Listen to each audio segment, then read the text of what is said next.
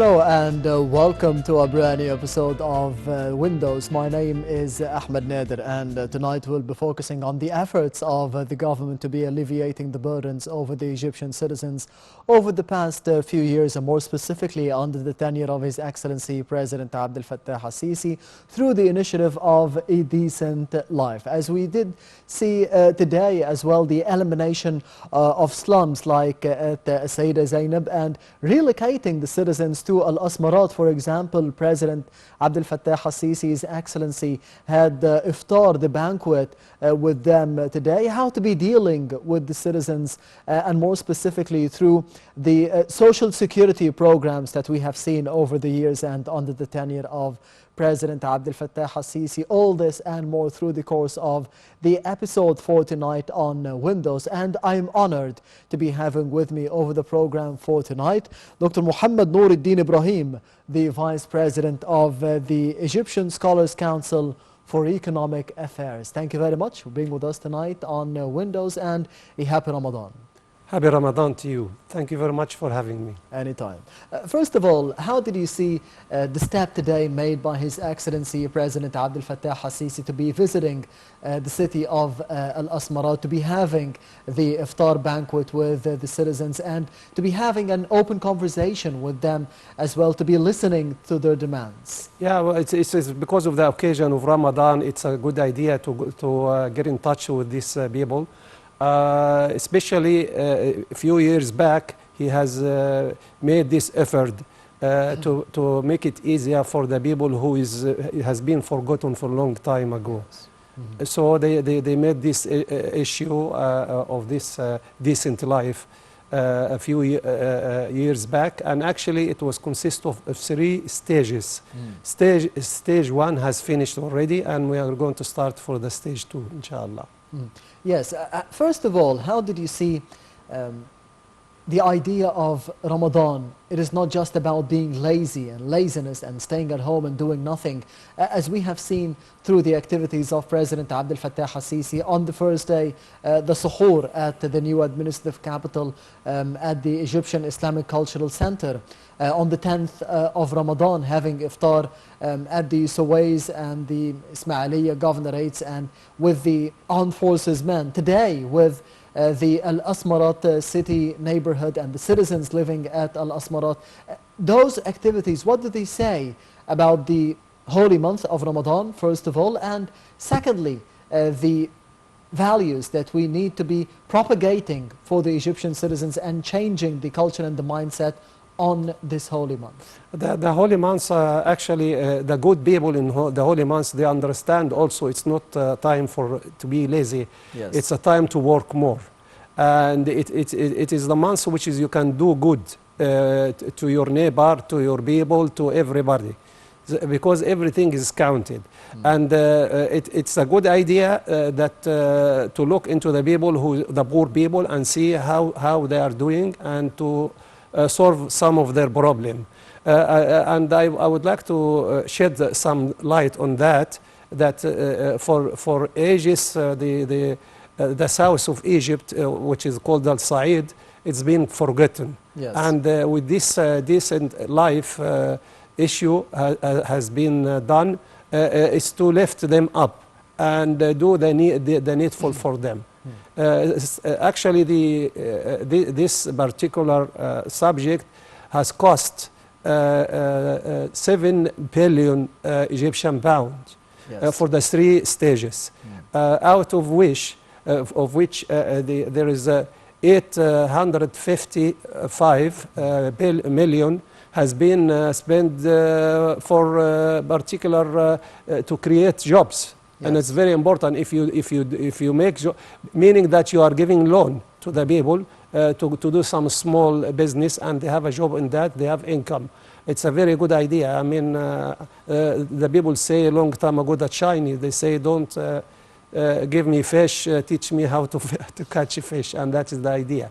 So that's one of the things which is done through this Decent Life project. Yes, it is one of the biggest projects in the whole world. I'm not saying that because I'm Egyptian, it is the truth. Yes, the initiative itself, the Decent Life initiative, through the directives of the political leadership and President Abdel Fattah al-Sisi, how do you see the importance of implementing such an initiative for the social security for about 65 million citizens living outside of the big cities, outside of the capital, outside of Cairo? How do you see the importance of targeting those people at the villages? Yeah, it is very important to do that. I mean, as I said in the beginning, they have been neglected very long time, and now it's high time to do something about it. And that involve a lot of things. Involve the health issue, the roads, is involved also education, many things. So all this target has been done in the first. And I would like to explain why there are 3 stages. What is the 3 stages? Yes. So we let the people who is listening to understand what they are. The first stage is the people whose the poverty in them, it is 70% and above, and that's the first stage which is finished.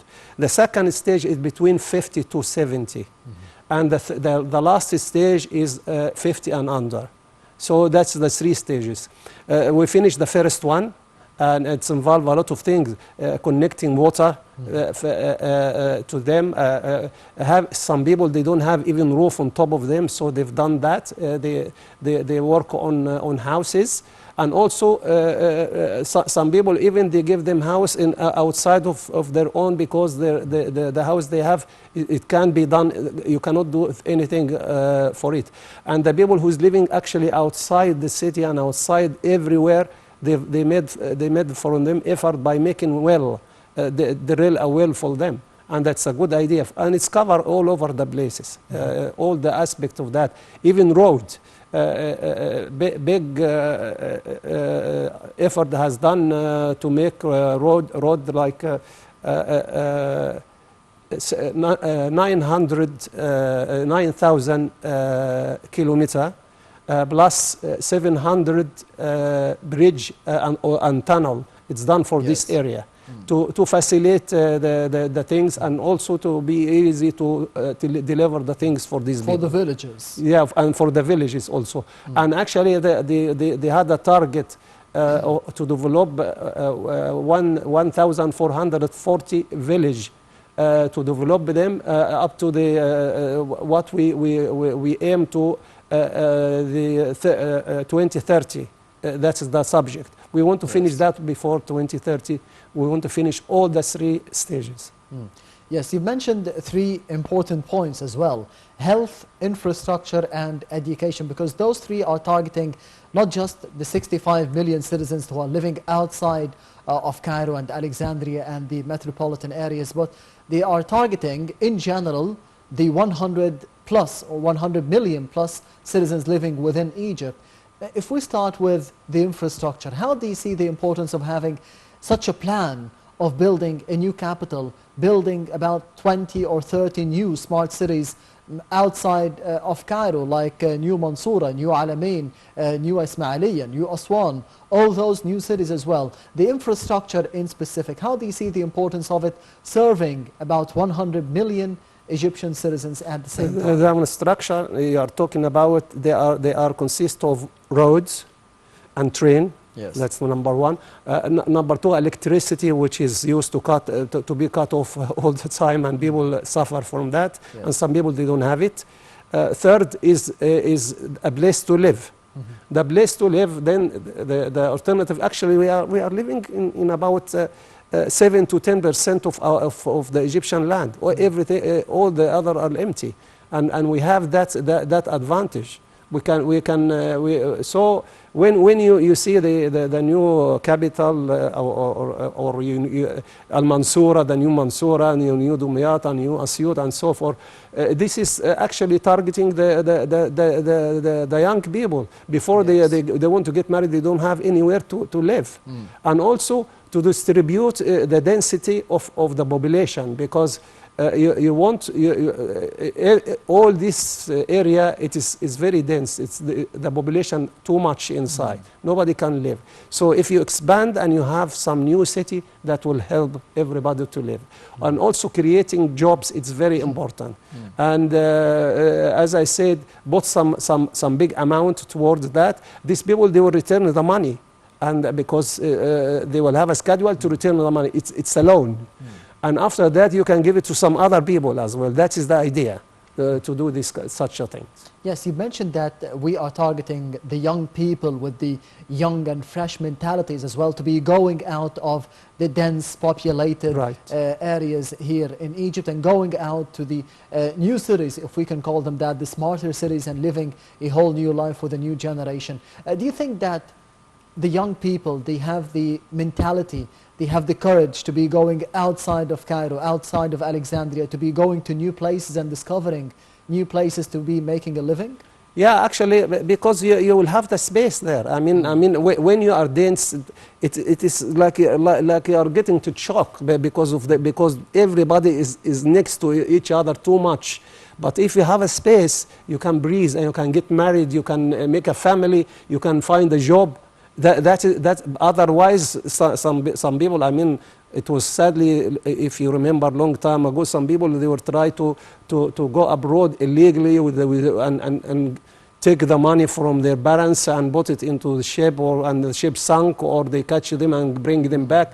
All this is because they lost hope. Now we are giving hope to the people. Stay in your country, and there is a hope.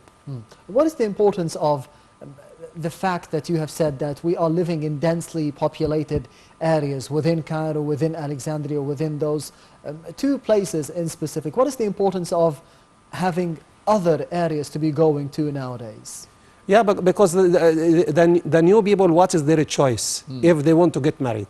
They're going to live with their parents, and if the parents have 3 children, all of them, they will live in the same place. It's impossible. Yes. And that's one thing. Secondly, when you move to another place, you are moving to find a job in the other place also.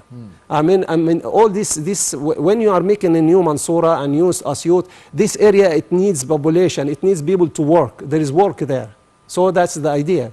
And if you have an idea of a work, you can come to the government and tell them, I want to do this job, and I have 50% of my capital, but it's not enough.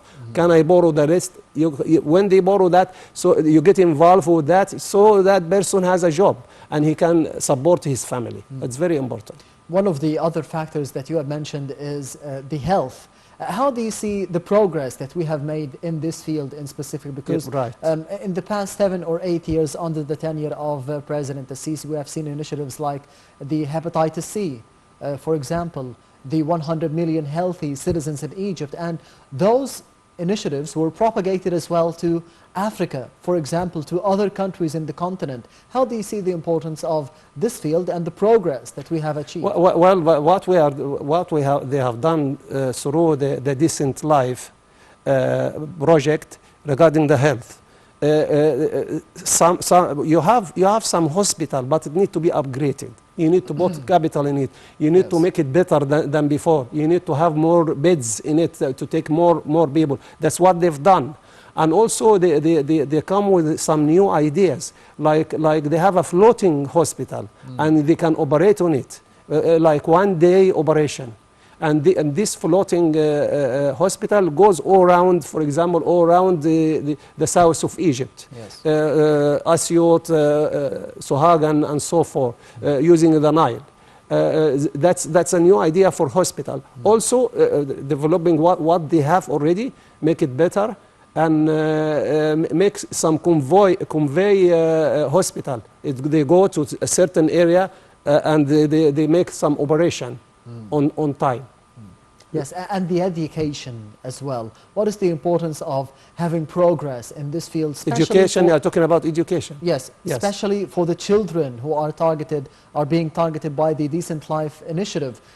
Children at the villages. What is the importance of building new schools for them, smart schools for them, to be upgrading the syllabus for them. How do you see the importance of this field for about, as I mentioned, millions of Egyptians living outside of Cairo, living in the villages? Yeah, they made some new school out of this initiative because you think if you want to do anything, you have to have finance. If you have the finance, 50% of your problem is solved. Yeah. So they put money towards that. Once you have you have finance, you can do the job. So what they did, they made a new schools near to everybody, and also they educate the people who's for example, instead of a person from Asyut go and work in Cairo or so forth, when he will get a job because there is a new school in Asyut or in Suhag in his area. And that is as well to help not everybody immigrate to the capital, to Alexandria, to Cairo. No, they will work where they are. That's a very genius idea. They are doing it. Yes, Doctor, as the Vice President of the Egypt Scholars Council for the Economic Affairs, the Decent Life Initiative, how can it be having benefits for the economic livelihood for the Egyptians? Well, I mean, in the end, they are aiming to have a healthy person. The healthy person will give a healthy result. Yes. He will work better. That's one thing. I mean, this initiative, they are targeting to work on 43% on clean health, and 19% on clean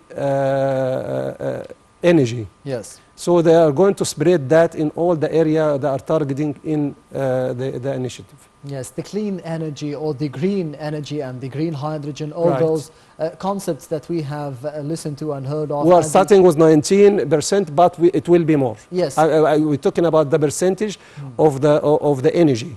You are taking the target to start with 19% Yes. of the energy to goes to that in this area. What is the benefits for the future? You mentioned the 2030 agenda, for example, the sustainable development for the upcoming generations. What is the importance of relying on clean energy and green energy, especially for the villages, for the people living outside of the metropolitan areas?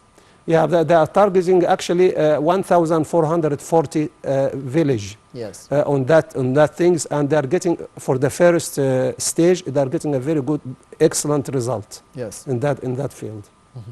The response of the Egyptians living outside of Cairo and more specifically in the villages, how do you see the response of the citizens, the 65 million citizens living within those areas being targeted by the Decent Life Initiative for those processes and for those efforts? Yes, actually, I have seen something actually because I work around and I see what's happening. I've seen some people from villages. Yes. They are producing their own crop and they come as a family and go to the market in Cairo and sell their product and go back to their place. This is a great step because number one, they are giving the people another choice. They are selling less than the market and their products are fresh. And if I am coming to the program like that, you don't just criticize the bad things. You have to point at the good things is happening.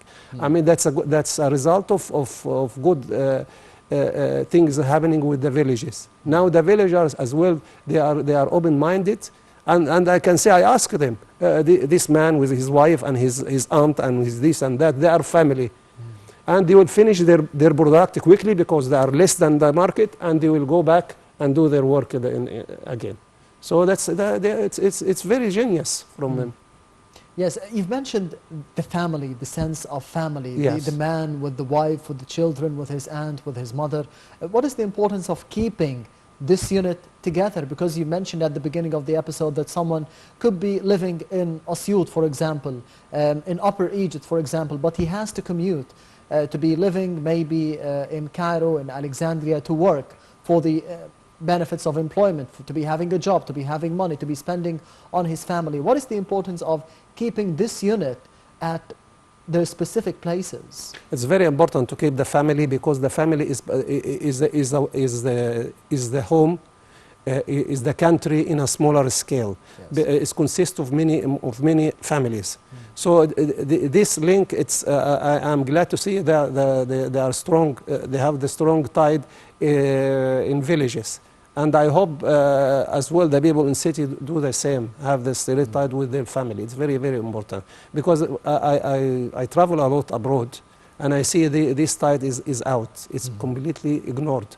Nobody talk to his family and all. Everybody, once he is 18, is out. So we are in a better stage in Egypt.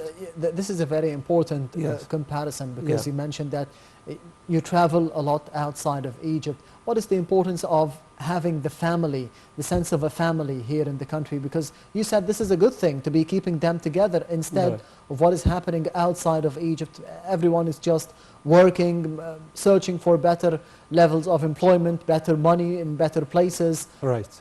Which is better for your opinion? It's better the family. Family is number one in everybody's life. Yes. And actually, I can sense that this project, The Decent Life, is touching the family.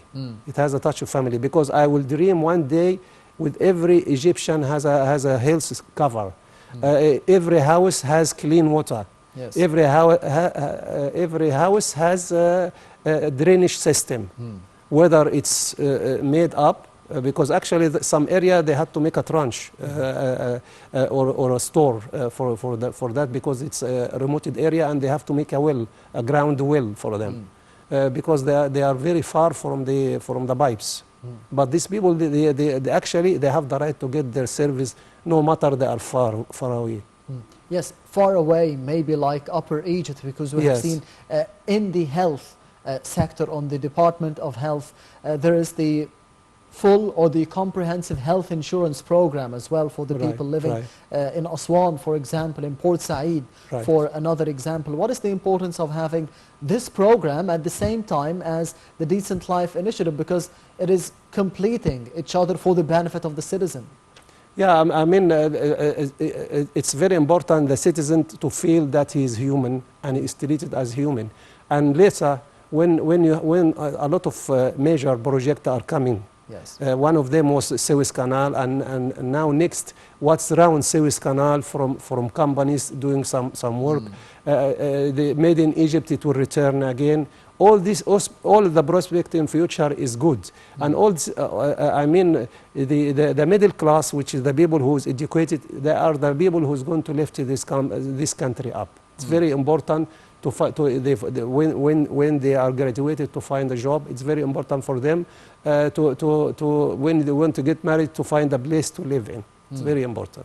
You've mentioned the Suez Canal development axis as well. Yeah. The importance of attracting foreign direct investments from the outside world, and how the investors see Egypt nowadays. What is the importance of changing the identity of Egypt for the people living outside of it, changing the mentality of the people living outside of Egypt to think we could be coming into Egypt and we could be coming here and investing and getting more from what we are investing in? Well, actually, I'm glad that you mentioned that, because in a previous program here, I urge the Egyptian who lives abroad and they are businessmen abroad to come and invest here. And at the same time, I urge the country not to continue treat the people the Egyptian outside like a tourist. We will give you a flat next to the sea and all. No, we want them to come with their money and invest it here, especially now. Now it is very good opportunity. Yes. When you find that the one advantage of the Egyptian pound to be down, it's inviting the invest, because the person who's coming, he want to know how much he gets for his money. He will get more. That's the right time for them to invest now. The country has to give them some encouragement. Yes. We tell them whoever comes this month or in 3 months, we will, for example, we will exempt we will reduce their cost of opening a company. We will give them a nearby area to have their factory. We will give them some hospital to be treated for your worker. All these things, it's encouraging them to come. If he's foreigner or he's Egyptian, everybody, it's the right time to invest. Only the advantage for the currency of any country to be down, it is the time, it encourages the people to invest in the country. Some people deliberately, like China, they keep their current down so they can sell abroad, and they can also encourage people to invest in their area. The investors, they need incentives. If you're one of the investors, or if you know one of the investors who is living outside of Egypt and he intends to be coming and pumping money into the country in order to be getting more benefits out of it, what is the number one incentive that he needs and he wants to see within the country if he is to come here and invest? The encouragement should be on the place to participate their work. The encouragement could be that if he is from origin Egyptian, they will tell him, you can buy the land which is you do your work in installment, for example. Yes. That's very encouragement and secure. Also, you can tell them, if you are employing like above 80% Egyptian, we will exempt you from this, we will exempt you from that, we will reduce the taxation on you. All these things is very important, because the main things is let the country produce. That's the main things. And actually, there is some commodity, if it's produced nowadays in Egypt, you will make a fortune. For example, producing the food for fish or the food for the animal, it is very profitable field. Also producing the food oil, it's very profitable nowadays. And also I would like to mention here, for example, sunflower. Yes. We used to buy it from Russia and Ukraine. This sunflower is produced in this country one time per year. It's produced here 3 times per year because of our weather. So you have advantage of production. Anybody wants to do these things, he will make a fortune. So I hope somebody listen to me and do that. We also need technology, because the Decent Life Initiative is aiming to be getting technology for everyone, for the citizens living within Egypt. About 65 million Egyptians living in the villages will be getting more access to the internet. What is the importance of that? Well, if you're talking about the technology, you cannot ignore the scientist and the role of the scientist. Actually, they are not short of scientists. I would like to mention to you, you have some Egyptian origin scientists in Japan, yes, Germany, Russia, the United States, Australia, you name it. Every country, England, think of any country, and every day some new scientist is born. I've met some people are young, as 29 or 30, they have a doctorate in their field, and they are genius, and they are working for example, for the Australian government in the agriculture field.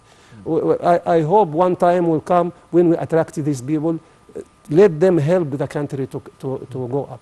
How can we be attracting them? Is it just about the money, about the benefits that they could be getting from Egypt? Actually, these people, you see, when you are far away from your beloved, you will love him more. And when they are outside Egypt, they love Egypt. But you have to encourage them to come. I mean, the scientific research is very important. I dream that one day the people who live abroad, they will come and do the scientific research here. They will bring the money with them. Everybody have a scientific research which can help the country. It's a project, and it's profitable. So he should get a businessman Egyptian with him and do it, and the country should encourage that. I dream that I see a lot of scientific research here in the country done from we have 10 million living abroad. About 10% of them are scientists. We should not forget that. Speaking of the technology and speaking of the economic affairs of the country, but all this depends on the security that we have seen over the past years. What is the importance of having a secure country, a stable environment? Very, very important. Very important. Some country actually, like Egypt, you can go outside 1 o'clock, 2 o'clock, 3 o'clock, and you are safe. In the morning. In the morning, and you are safe, and that's it counts. Actually, it's very important. That's very important. The capital is very coward.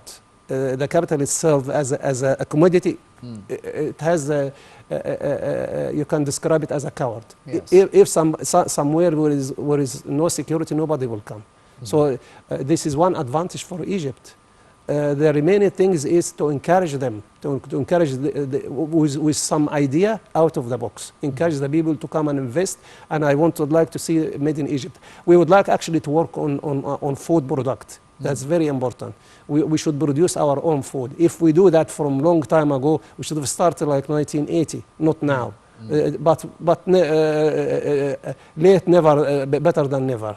We should start, because if we produce our own food, all this crisis outside will not affect us. We will be okay.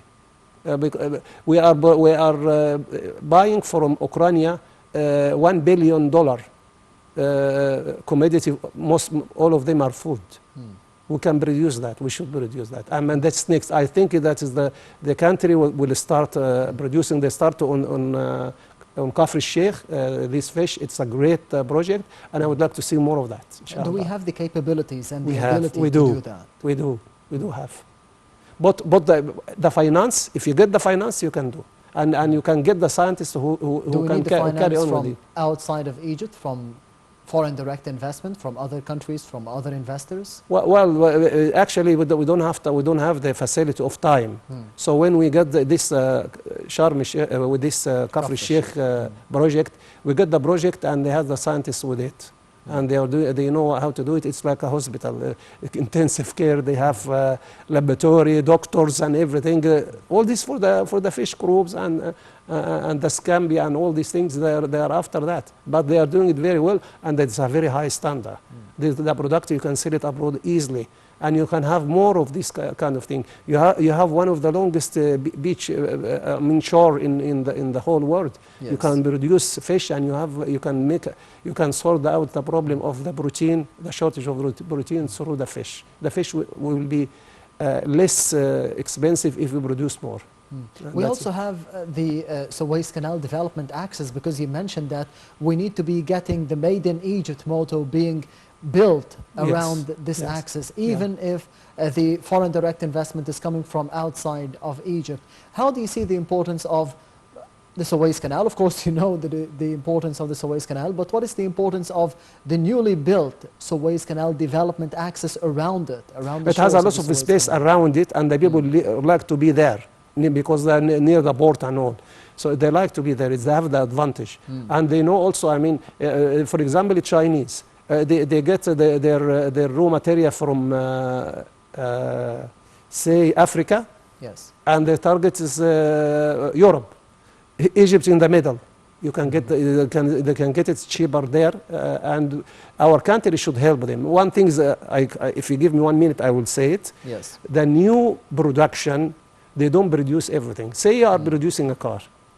You don't produce all the car. Small things you give it to another company because you want to compete. You want to reduce the cost. Yes. For example, you sell to another factory, I want a screw.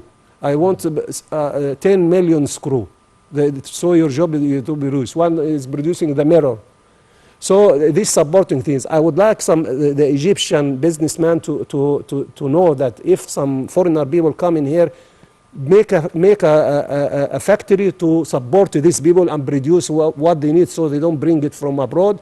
And I would like the country, and especially the people who's dealing with the law, to facilitate that.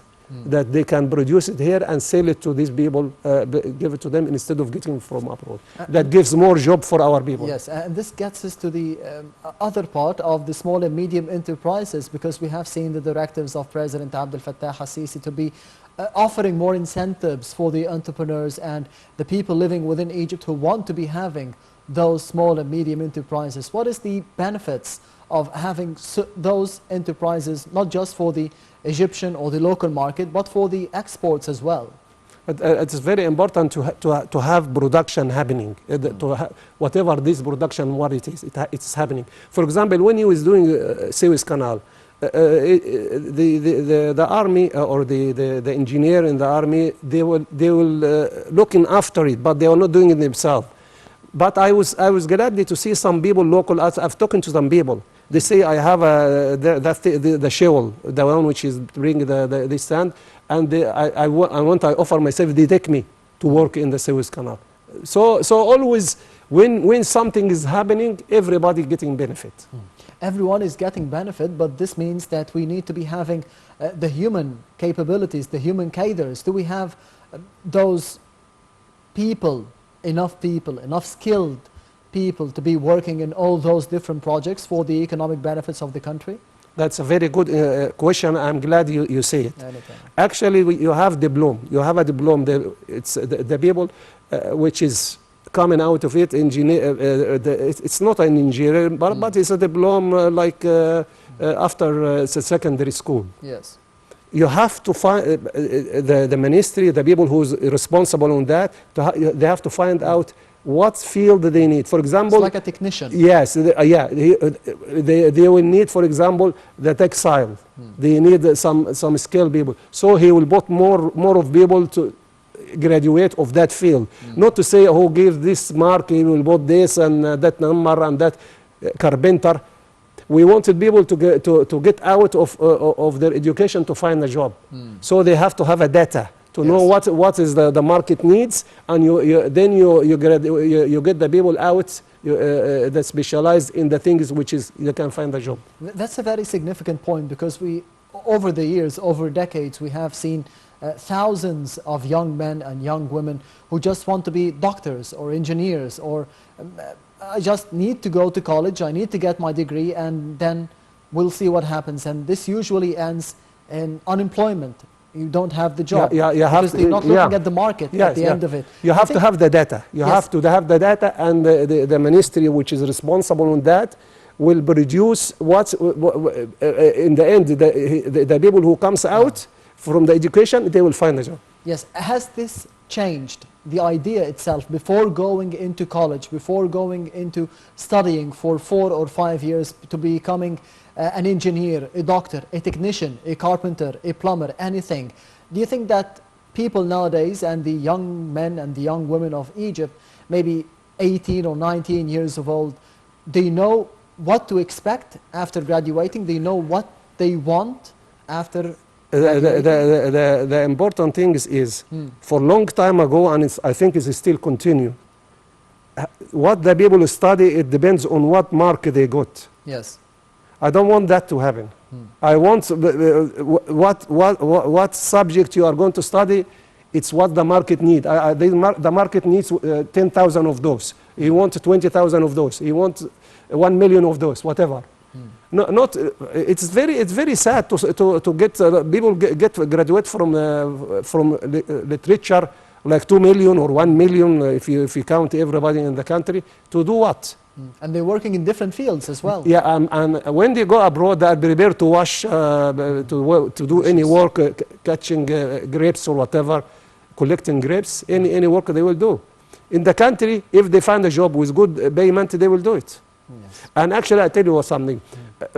Some country, what they did to these things, like Mahathir Mohamed, he's making some training for his people. Whatever they study, it doesn't matter. Yes. Training to do something for the factory. So they train them to do both things together like that, because the factory need that.